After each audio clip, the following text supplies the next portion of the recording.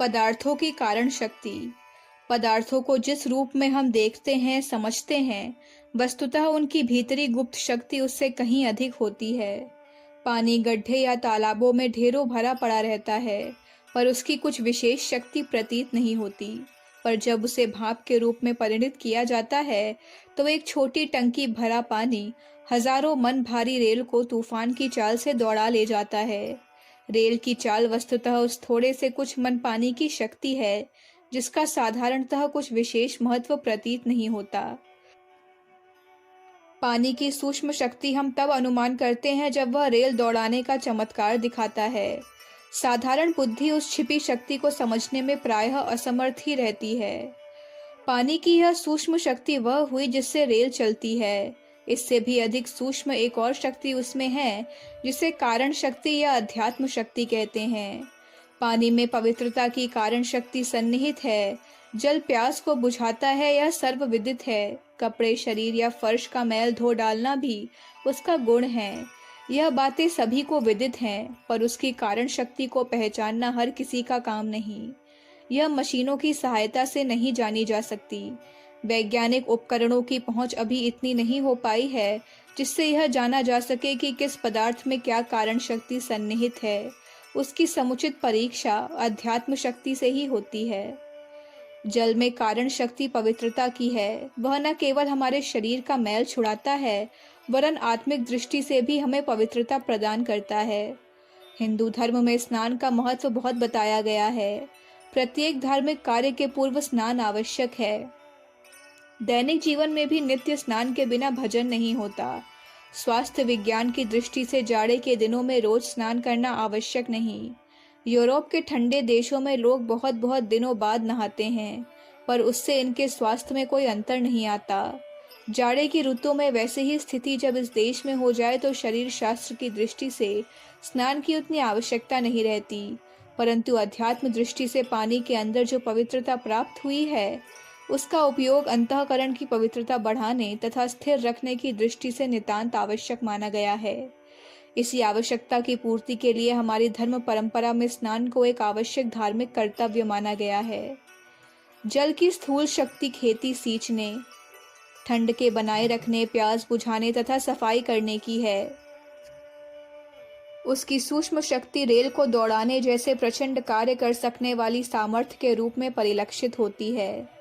कारण शक्ति के रूप में उसकी शक्ति हमारे अंतःकरण, मन, विचार तथा चेतना स्तर को पवित्रता प्रदान करती है।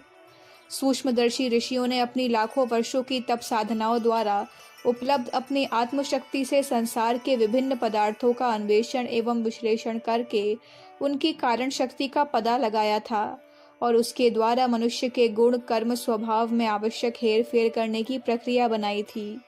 वैज्ञानिक प्रयोगशालाओं में जड़ी बूटियों के रासायनिक पदार्थों के खंड खंड करके उनके सूक्ष्म गुणों का पता लगाया जाता है और उनका किस रोग के निवारण में या किस कार्य में किस प्रकार क्या उपयोग हो सकता है, यह पता लगाया जाता है। यह विश्लेषण कार्य रसायनशाला में लगे हुए कुछ उपकरणों के आधार पर या अन्य परीक्षणों द्वारा जान किए जाते हैं, पर उनकी कारण शक्ति का पता लगाने के बारे में कोई वैज्ञानिक उपकरण नहीं बन सके हैं। वैज्ञानिक क्षेत्र भौतिक शक्ति तक ही सीमित है, इसलिए उसके द्वारा कारण क्षेत्र की खोज कर सकना कठिन भी है। किसी पदार्थ की स्थूल सामर्थ्य की अपेक्षा उसकी सूक्ष्म शक्ति की क्षमता हजारों गुना होती है। कपड़े धोने, सफाई का काम करने की अपेक्षा जल की वह सूक्ष्म शक्ति जो रेल चलाती है, हजारों गुनी अधिक महत्वपूर्ण है। इससे भी गहरी वह शक्ति है जो पवित्रता प्रदान करती है। वह इस रेल चलाने की सामर्थ्य की तुलना में हजारों गुनी अधिक महत्वपूर्ण है। रेल तो बिजली, तेल, पेट्रोल आदि से भी दौड़ाई जा सकती है, पर अंतःकरण की पवित्रता जो मनुष्य को महापुरुष एवं देवता तक बना सकती है, कितनी महान है इसकी कल्पना भी करना कठिन है। जिस प्रकार मामूली वस्तु के भी परमाणु उस वस्तु की अपेक्षा करोड़ों गुने शक्तिशाली होते हैं, उसी प्रकार हर पदार्थ की कारण सत्ता में ही उसकी वास्तविक एवं प्रचंड शक्ति छिपी रहती है। तुलसी का पौधा हमारे यहाँ बहुत पवित्र माना जाता है। उसे घरों में स्थापित करते हैं, पूजा करते हैं, प्रसाद, पंचामृत आदि पवित्र धर्म विधानों में उपयोग करते हैं। कोई व्यक्ति मरने को होता है तो उसके मुख में तुलसी दल डाल देते हैं। तुलसी के बारे में जो यह पवित्र भावना हमारे समाज में प्रचलित है वह अकारण नहीं है, उसके पीछे उसकी कारण शक्ति ही सन्निहित है। तुलसी का पौधा जिस घर में रहेगा वहाँ सतोगुणी प्रवृत्तियाँ, धर्म भावना, संयम, सदाचार का वातावरण तैयार करेगा। उसमें निरंतर प्रवाहित होते रहने वाली अदृश्य तरंगे पवित्रता एवं धार्मिकता की चेतना उसी प्रकार फैलाती रहती हैं जिस प्रकार गुलाब के फूल से सुगंध फैलती है। सुगंध को हमारी नाक पहचानती है, इसलिए उसके गुण पर अविश्वास का कोई कारण नहीं होता। पर तुलसी की कारण शक्ति को नाक या आंख से देखा सूंघा नहीं जा सकता, इसलिए हमारा मन बहुधा विचलित हो जाता है और अविश्वास एवं संदेह प्रकट करने लगता है। किसी पौधे या खाद्य पदार्थ की स्थूल शक्ति वह है जो उसे देखने, सूंघने या चखने से अनुभव में आती है। मिर्च का चरपरापन, टमाटर की खटाई, फूल की लुभावनी सूरत तथा गंध उसकी स्थूल सामर्थ्य कही जा सकती हैं। मिर्च की दाहकता, टमाटर का रक्त शोधक गुण, गुलाब की शीतलता तथा विरेचन उसकी सूक्ष्म सामर्थ्य है जो दिखाई तो नहीं पड़ती पर शरीर यंत्रों के भीतर कलपुर्जों द्वारा या वैज्ञानिक मशीनों द्वारा आसानी से पहचानी जा सकती हैं। पर इन पदार्थों में कारण शक्ति, मनुष्य के अंतःकरण पर प्रभाव डालने वाली सामर्थ्य क्या है, इसे किस प्रकार जाना जाए? इसे जानने का एकमात्र तरीका आत्मशक्ति ही है। वह आत्मशक्ति जिसने प्राचीन काल में खगोल विद्या आदि महत्वपूर्ण विधाओं का बिना किसी मशीन या दूरबीन की सहायता के पूरा अन्वेषण कर लिया था, इन पदार्थों की कारण शक्ति को जानने का प्रमुख आधार हो सकती हैं। वनस्पति विज्ञान की दृष्टि से तुलसी और करंजवा में लगभग एक समान गुण हैं। दोनों ही कीटाणुनाशक तथा ज्वर निरोधक हैं। रासायनिक विश्लेषण की दृष्टि से इन दोनों में आश्चर्यजनक समता है। यह सब होते हुए भी तुलसी की पूजा होती है, उसे घरों में लगाया जाता है, पर करंजवा के पौधे को वह श्रेय नहीं दिया गया है। पूजा उपकरणों में तुलसी दल के स्थान पर करंजवा के पत्ते काम में नहीं आ सकते और न माला के काम में ही तुलसी के स्थान पर करंजवा की लकड़ी काम में लाई जा सकती है।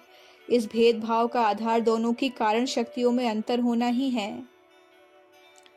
हमारे धर्मशास्त्रों में कई वृक्षों, वनस्पतियों, पशुओं, सरिताओं, सरोवरों, पर्वतों, प्रदेशों को विशेष महत्व दिया गया है। पीपल का वृक्ष पूजा जाता है, उससे भी बड़े तथा उपयोगी अन्य वृक्ष को वह मान्यता प्राप्त नहीं है। गाय की अपेक्षा भैंस अधिक दूध तथा घी देती है, पर उसकी पूजा नहीं होती क्योंकि गाय के शरीर, गोबर, मूत्र, दूध, घी तथा सांस में जो पवित्रता उत्पन्न करने वाले तत्व हैं वे भैंस में नहीं हैं। दूध, घी अधिक प्राप्त करने के लिए भैंस खरीदी जा सकती है, पर कन्या के विवाह में गोदान के समय तथा मृत्यु काल में वैतरणी पार करने के लिए भैंस का दान करने से काम नहीं चल सकता। पंचगव्य पंचामृत में गोरस ही उपयोग होगा। गाय का दूध पीने वाले में बुद्धिमत्ता, स्फूर्ति, सात्विकता आदि आत्मिक चेतनाएं बढ़ती हैं। इसके स्थान पर भैंस का दूध अधिक गाढ़ा, स्वादिष्ट, चिकना होते हुए भी आलस्य, मंदबुद्धि, तमोगुण एवं जड़ता पैदा करता है।